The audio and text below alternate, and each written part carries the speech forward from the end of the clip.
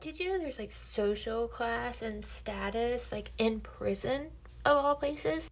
Oh yeah, definitely. One had to do with your number.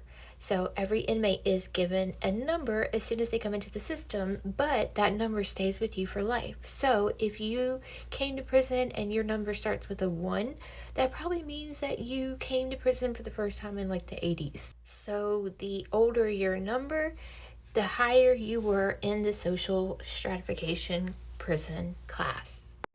Another was your job, what job you had. We had some people who were locked up and they had an outside job and they were able to leave prison every day and put on like jeans and Hardy shirts and go work at a real job. Of course, everybody wanted to be like them.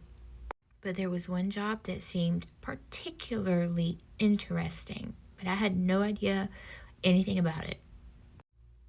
Every single day, I would hear over the intercom, Operation Get Smart, please report to the front gate.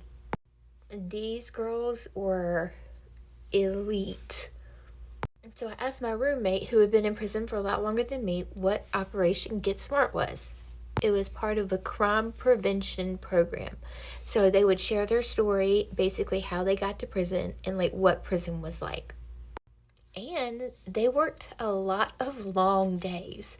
Sometimes they would work like 12-hour days. And when they did, they would actually get to eat at like McDonald's.